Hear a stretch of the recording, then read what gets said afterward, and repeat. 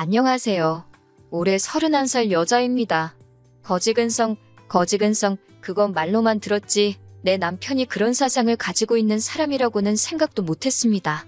정말 스트레스를 너무 받아서 요즘 머리카락도 얇아지고 평소보다 더 빠지는 것 같고 피부도 푸석푸석해진 것 같고 좋다는 거 다 써봤는데 별로 효과도 못 보고 있어요. 스트레스가 만병의 근원이라는데 정말 열이 받아 살 수가 없네요. 남편하고는 연애가 엄청 길었습니다.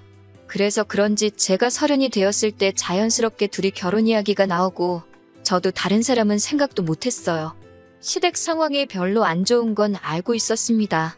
남편은 홀시모 밑에서 자랐고 시댁은 지방이에요. 홀시모 혼자 몸으로 동네 식당 같은 데서 일하시면서 아들 서울로 대학 보내고 취직할 때까지 서울살이 뒷바라지 해주셨으니 어떻게 보면 대단하신 분이죠. 남편도 뒷바라지만 받으며 살 수 없었으니 대학생활 내내 아르바이트를 안 해본 적이 없고 취직 준비하면서도 짬짬이 일용직 같은 거 나가서 생활비 벌고 그랬습니다. 대학생활은 제가 모르지만 취직 준비하는 기간은 저랑 마침 연애를 시작했던 시기라서 그런 모습 보고 생활력이 참 강한 사람이라고 생각했어요. 명절 때도 본가 안 내려가고 서울에 남아 있었습니다. 그때 일손 구하기가 힘들어서 돈을 더 받는다고 명절 아니어도 집에는 언제든 내려갈 수 있지만 같은 시간 일하고 돈을 더 받는 날은 포기할 수 없다는 게 남편의 의견이었어요. 그래도 명절인데 남들 다 쉴 때 힘들게 일하고 와서 녹초가 돼서 혼자 집에 있는 모습 보면 많이 측은하고 그랬습니다. 저희 부모님께서 그렇게 걱정되면 집으로 데리고 오라고 하셨어요. 명절에 혼자 지내는 것보다 명절 음식 먹으면서 분위기도 내고 그러면 얼마나 좋냐고요. 그때 처음 부모님께 남자친구를 소개해줬고 남자친구도 그때는 염치도 있고 신세졌다는 마음 가지고 있으면서 저희 부모님한테 잘했습니다. 생활력 강하고 저한테 잘하고 저한테 잘하는 만큼 저희 부모님한테 잘하고 그 모습을 보니 솔직히 시댁이 어려운 형편인 건 결혼할 때 크게 고려할 상황이 아니었어요. 취직 준비 기간이 길었지만 남편이 회사도 중견급 좋은 회사로 들어가서 연봉도 나쁘지 않은 편이었거든요. 취직 기간이 짧으니 모아놓은 돈이 그렇게 많지는 않았지만 그래도 생활력이 워낙 강하다 보니 2년 직장 생활하면서 어떻게 4천만 원을 모아놓은 걸 보니 용하더라고요. 저는 대학 졸업하고 25부터 바로 취직해서 일을 했어요. 월급 많은 직장은 아니지만 부모님이 용돈이나 생활비 같은 것 조금 도와주시고 해서 5년 적금 부어서 1억을 만들었습니다. 남편과 둘이 합치면 1억 4천이었어요. 물론 제가 모아놓은 돈이 대부분이기는 하지만 앞으로 남편이 벌 돈이 더 많을 테고 저는 나중에 육아를 이유로 일찍 일을 그만둘 수도 있으니 크게 개의치는 않았습니다. 문제는 신혼집이었어요. 남편이나 제가 다니는 회사가 둘 다 강남에 있었으면 대중교통 잘 되어 있는 경기권 신도시에 신혼집을 구해볼 법도 했는데 그쪽이라고 집값이 저렴한 것만은 아니더라고요. 거기에 제가 다니는 회사랑 남편 다니는 회사 위치도 서로 정반대에 있고 경기권에 있으면 출퇴근으로만 버리는 시간도 크고 시간적으로나 체력적으로나 엄청 힘들 것 같아 보였습니다. 그렇다면 서울에 집을 구할 수밖에 없었을 텐데 지금이야 불경기라서 집값이 내려가네 어쩌네 하지만 그때는 서울 집값은 오늘이 제일 싸다는 말이 있을 정도로 매일매일 부동산 가격이 고공행진을 하던 시기였거든요. 대출을 받는 건 상관이 없는데 대출이자 달마다 나갈 거 생각하면 저도 일은 나이가 아닌데 자녀 계획을 세울 수 있나 없나 싶었고 빌라 전세에 들어가자니 솔직히 TV에 전세 사기다 뭐다 해서 안 좋은 것만 잔뜩 접했던지라 그건 내키지 않았어요. 월세 사는 것도 생각해봤는데 그러면 대출 받는 거랑 뭐가 다른가 싶어서 그것도 내키지 않았고요.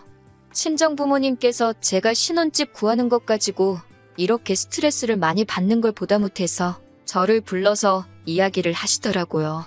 두 분이서 은퇴하시면 공기 좋은 곳에 집 짓고 살 계획이셨다고 해요.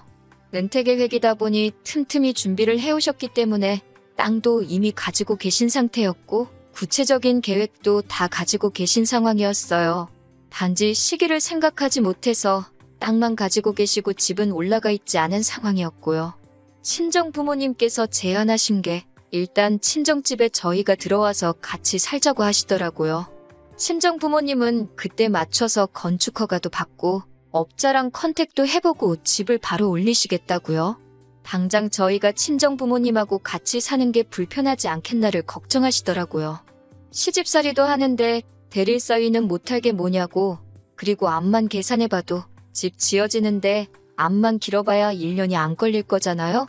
구축 아파트라고 해도 서울에 집이 생기는데, 그리고 남도 아니고 저한테는 부모님, 남편한테는 장인 장모님 한 가족인데 그거 불편한 거 감수 못하겠다고 할 문제도 아니었어요.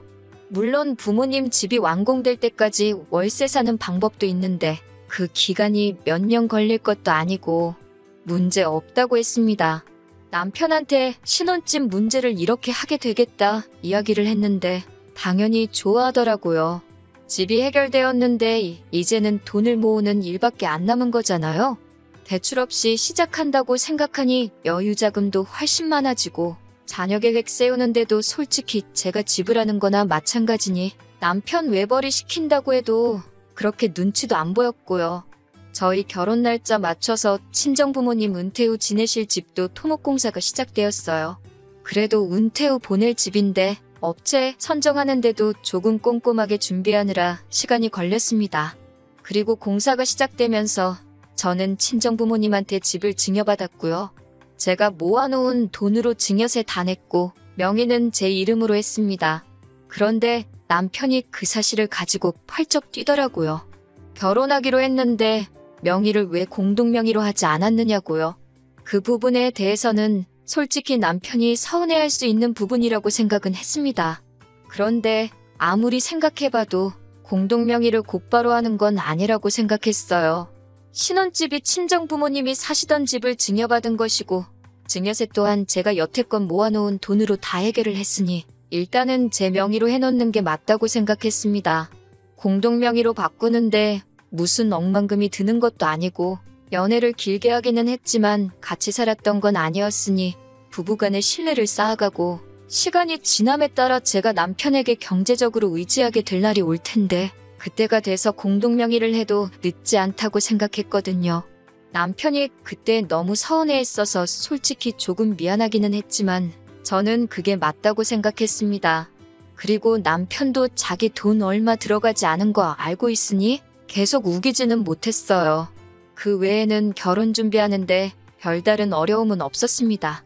당초 계획한 대로 남편이 모아놓은 돈으로는 혼수를 새로 할까 하다가 오래된 아파트이기도 하고 그래서 친정부모님이 나가시면 그때 저희가 어디 한 달 정도 지낼 곳을 구해서 리모델링하고 인테리어를 싹 다 새로 하는 것도 좋겠다 싶어서 그 돈은 남겨두었어요. 그리고 예정된 대로 저희는 식을 올리게 되었고요.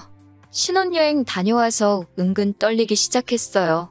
남편이 그동안 연애하면서도 저희 부모님한테 워낙 잘했기 때문에 같이 한 집에서 지내게 된 6개월에서 8개월 정도? 짧으면 짧고 길다면 긴 기간이지만 나름 재미있고 추억도 많이 생길 거라고 생각했거든요.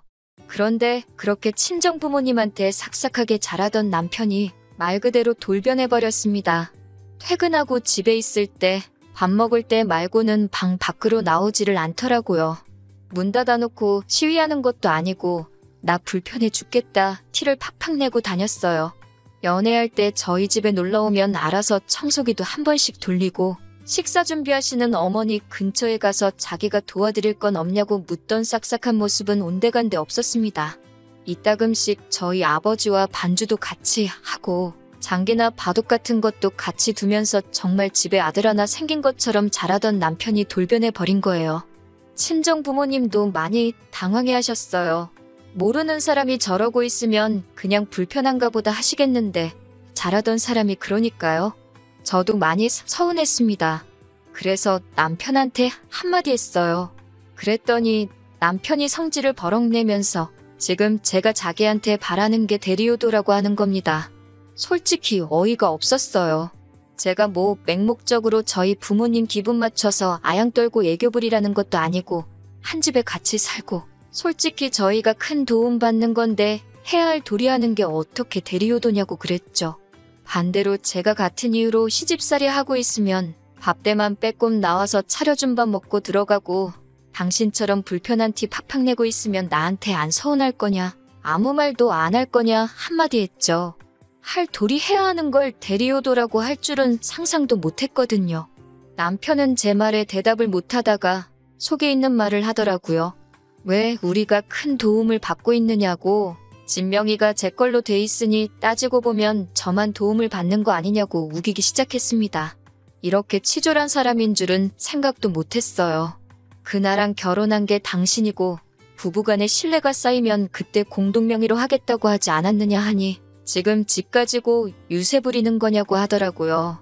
그러면 이 집 포기하겠다. 다시 부모님 명의로 돌려놓을 테니 둘이서 대출 갚아 나가며 공동명의로 집 구해서 시작하자고 했습니다. 그러니까 그럴 필요는 또 뭐가 있냐고 하는 거예요. 당신 하는 행동이 딱 그거 아니냐고. 공동명의 해주기 전까지는 남처럼 지내겠다고 시위하는 거 아니냐 했습니다. 그러니 아무 말도 못하고 나중에 가서는 자기 생각이 짧았다고 숙이고 들어오더라고요. 그 뒤로 연애할 때 하던 것처럼 하는 건 아니지만 적어도 방문 쾅 닫아놓고 시위하듯 있지는 않았습니다. 중간중간 친정아버지 술상대도 해주고 집안일 같은 거 조금씩 도와주고 하면서 딱 할 만큼만 하더라고요. 약간 엎드려 절 받는 기분이 들기도 했는데 그래도 친정부모님이 조금 안심한 듯 보여서 저도 길게 말은 안 했습니다. 저희가 친정에서 신세 지면서 첫 월급을 받은 날이었어요. 남편이 결혼 전부터 시부모님께 생활비 명목으로 50만 원씩 보내고 있는 건 이미 결혼 전부터 알고 있었고 결혼 후에도 그렇게 하겠다고 미리 이야기가 돼 있던 부분이었고요. 그런데 남편이 난데없이 100만 원을 보내드려야겠다고 하는 거예요. 말한 거랑 다르지 않느냐고. 그렇게는 못하겠다고 저도 반대를 했습니다. 그랬더니 남편이 자기가 계산서를 들이밀면서 저희가 한 달 친정에서 지내면서 배달음식 시켜 먹은 금액하고 한번 부모님 모시고 같이 고기 먹으러 다녀온 것, 친정어머니랑 같이 장보고 와서 제가 계산한 것 등등 해가지고 금액을 싹 다 적어놨더라고요. 양가의 효도 똑같이 해야 하는 거 아니냐고 하면서 저희가 친정에서 지내면서 안 해도 되는 지출을 한 거나 마찬가지니 그 돈만큼 자기 어머니한테 드려야겠다는 거예요. 얼이 빠져서 말도 안 나오더라고요. 막말로 배달음식이며 외식한 거며 심지어 장봐온 거 계산해준 것까지 지는 안 먹었나요? 치킨 같은 거 시켜 먹어도 친정부모님이 닭다리는 사위가 먹으라고 주시는 분입니다. 다리가 2개니까 장인장모님 드시라고 거절할 법도 한데 2개 다 지가 먹고 그랬거든요. 집에서 밥 먹는다고 매일같이 고기 반찬 만들어 먹는 집이 어디 있겠어요? 장봐드린 것도 그런 이유 때문에 그래요. 저희 가족 결혼 전에는 평소에 그냥 마른 반찬에 국물도 없이 간단하게 식사 때우고 아침에는 밥 대신 누룽지 끓여서 숭늉 마시고 출근하고 그랬었거든요. 그런데 저희 어머니가 사위 배고프면 일할 때 힘 안 난다고 매 끼니마다 고기 반찬 해주시고 정 없으면 스팸이라도 한 조각씩 구워서 올려주시고 했어요. 자기 처먹은 건 생각도 안 하고 계산 대신 해준 게 효도라고 하면서 불공평하다고 떠들고 있으니 저는 이차로 어이가 없었습니다. 그걸 어떻게 그렇게 계산할 수가 있느냐 하니 나중 가서는 자기도 자기가 억지 부리는 걸 아는지 자기가 가끔씩 장인 술상대도 해주고 집 청소도 도와주니 그런 것도 다 포함해야 한다고 하는 겁니다. 정신 똑바로 차리라고 했어요. 너 지금 여기 삭받고 더부살이 하고 있는 거 아니라고. 오히려 해주는 걸로 치면 부모님이 우리한테 하나라도 더 해주려고 하시지. 그렇게 하나씩 계산하고 들면 나도 똑같이 계산해서 우리 부모님한테 돈으로 효도할 거다 하니 꼼짝도 못하더군요. 왜 그렇게 불공평해하고 자기 엄마 못 챙겨서 저렇게 안달인가 했는데 이때 싹을 보고 아예 일찍 관두던가 해야 했는데 멀리 떨어져 사는 홀씨목 걱정에 저러는 건 줄 알고 이해하려고 들었던 저와 저희 부모님만 중간에서 바보가 돼버렸네요. 아무튼 시간은 흐르고 흘러서 부모님 은퇴 후 지내실 주택이 완공이 되었습니다. 때에 맞추어 부모님 이사 나가셨어요. 제 평생을 부모님하고 같이 지내왔는데 이제 멀리 떨어져 지낼 생각을 하니 많이 아쉽더라고요. 차로 2시간이면 보지 않느냐고. 그리고 2분 완전히 은퇴하신 거라 당신들이 오셔도 된다고. 남는 게 시간이라고 하시면서 걱정하지 말라고 하셨습니다. 친정부모님 짐이 빠지고 나니 집이 이렇게 넓었나 싶었어요. 부모님이 나간 그 주 주말에 남편이 제일 먼저 한 건 집들이 한다고 서울에 시어머니를 초대한 겁니다. 친정부모님 나가시고 그래도 이제 우리 집이 되었으니 얼마나 자랑을 하고 싶었겠나 싶었지요. 남편이 어머님 데리고 집 소개해주는 동안 저는 간단히 과일 같은 거 씻어서 준비를 하고 있었는데 남편이 친정부모님 계시던 동안 지내던 저희 방을 소개하면서 어머님께 이 방은 어머니가 지내실 방이라고 말을 해주는 걸 들었습니다. 제가 잘못 들었나 싶어서 어머님 계시는 내내 신경이 쓰였어요. 어머님이 피곤하다고 방에서 잠깐 눈 좀 붙이신다고 하는 동안 남편한테 그게 무슨 소리냐고 직접 물어봤습니다. 어머님이 지내실 방이라니 그게 무슨 소리냐고요? 그랬더니 남편이 한글도 모르냐는 듯이 어머니가 지내실 방이 어머니가 지내실 방이지 뭐겠냐고 하더라고요. 그래서 지금 어머님한테 방 한 칸을 내어드리려고 하는 거냐고, 어떻게 그런 결정을 나한테 상의도 하지 않고 통보를 할 수 있느냐고 하니 남편이 그게 뭐가 문제가 되냐고 되려 저한테 따지는 겁니다. 여태 장인 장모 내가 모시고 살지 않았느냐. 이제 우리 엄마 차례다 하고 당당하게 말하는 거예요. 같이 지낸 시간이 반년이 조금 넘습니다. 토목공사부터 인테리어까지 딱 6개월 걸렸고 허가 문제랑 기타 등등 해서 그거 길게 잡아봐야 2달이 안 됩니다. 그런데 그 1년도 안 되는 짧은 기간을 가지고 우리가 그동안 친정부모님을 모시고 살았으니 이제는 시부모도 모시고 살아야 공평한 거 아니냐고 우기는 거예요. 남편이 이렇게 효도에 미친 사람인 줄 몰랐습니다. 그동안 친정부모님 집에 얹혀 살면서 얼마나 자격지심이 생겼기에 저러는 걸까요? 벌써 시어머니 와 계신 지도 일주일째인데 어머님도 그냥 여기서 눌러 살기로 정하신 건지 언제 갈 건지는 말씀도 안 하시고 우리 아들 덕분에 서울 생활도 다 해본다 하면서 좋아하시고요. 아직 원래 지내시던 곳 정리하신 게 아니니 돌아가시긴 하실 텐데 그건 그거대로 또 문제예요. 난데없이 거기 다 정리했다고 진짜 여기로 짐 싸서 오실까봐 말입니다. 안녕하세요. 4개월 만에 후기 보내드립니다. 공동명의 가지고 치사하게 굴던 게 저런 꿍꿍이가 있었는지도 모르고 그래도 끝까지 고집 부려서 제 명의로만 집을 유지해둔 게 정말 잘했다는 생각이 드네요. 결론부터 말씀드리면 남편과는 이혼했습니다. 저희가 친정부모님 도움받은 건 생각도 안 하고 무조건 시어머니한테 효도할 차례라고 우기는 남편하고 더 길게 볼 것도 없다고 생각했어요. 얼마나 어머님 모시고 살고 싶었는지 평소였으면 꼼꼼히 알아보고 빼도 박도 못하게 진행했을 사람인데 효도할 생각이 하나도 알아보지도 않은 것 같더라고요. 이혼 이야기를 꺼내니 집이 제 명의로 되어 있어도 부부관계 증명만 가능하면 자기가 재산분할 청구할 수 있는 건 모르냐고 어디서 주워들은 이야기 가지고 저한테 겁을 주더라고요. 애초에 이 집이 제 명의로 되어 있는 게 결혼 전에 증여받은 거는 염두에 두지도 않고 저러고 있던 거예요. 결혼하고 친정부모님하고 곧바로 같이 살았고 살다가 두 분이 이사를 나가셨으니 집단에는 증여가 그때 이뤄진 걸로 착각을 하고 있던 거죠. 그러니까 결혼 후에 생긴 재산이나 마찬가지니 분할해 가겠다고 큰 소리를 떵떵 치는 거고요. 그리고 모르긴 모르지만 결혼기간이 고작 1년인데 재산 분할 청구를 할 수나 있는지 어차피 소송으로 가봐야 시부모 봉양을 강요하는 남편한테 이 결혼에 대한 파탄 사유가 분명할 것 같은데 위자료는 어떻게 감당할 거냐고 물어봤더니 아뿔싸 싶었는지 그때부터 표정이 사색이 되더라고요. 원래 이렇게 대책 없는 사람도 아니고 똥멍청이도 아니었는데 참 뭐가 이 사람을 이렇게 바꿔놓은 건지.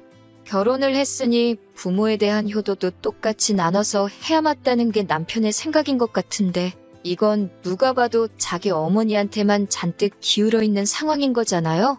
나중 가서는 시어머니 혼자 계시니까 장인 장모님한테 하는 것만큼 두 명째 효도를 해야지 공평한 거 아니냐고 하는데 저는 솔직히 남편이 고집 그만 부리고 어머님은 어머님대로 친정부모님은 친정부모님대로 그리고 또 우리는 우리대로 행복하자 하고 부모님께 효도는 딱 남들 하는 만큼의 도리만 하자고 했으면 용서해줬을지도 몰라요.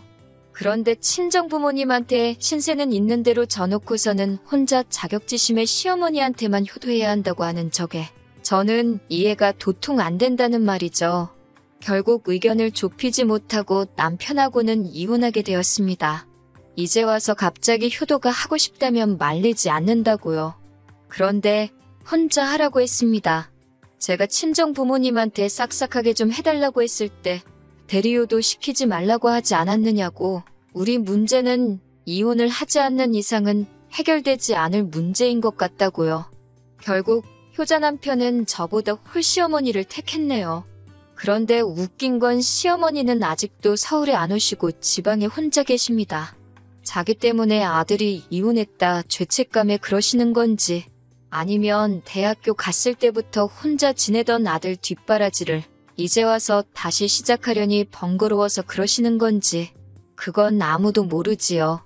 하지만 하나 확실한 건 자기 부모님만 소중하다고 생각한 남편은 모든 걸 잃고 저렇게 혼자가 되었다는 사실입니다. 언젠가 이혼하게 되었을 텐데 괜히 저도 공동명의니 뭐니 재산분할이니 이런 거 신경 쓸 필요 없을 때 빠르게 결단해서 빠르게 이혼해버린 게 참 잘한 일이라고 생각해요. 이미 바닥을 봤다고 생각하지만 나중에 돈 문제 가지고 구질구질하게 그러고 있으면 바닥 그 밑에 못 볼 꼴까지 더 봐야 했을 생각만 하면 역시 이혼이 제 인생의 흠이 될 수도 있지만 잘한 결정이라고 생각합니다.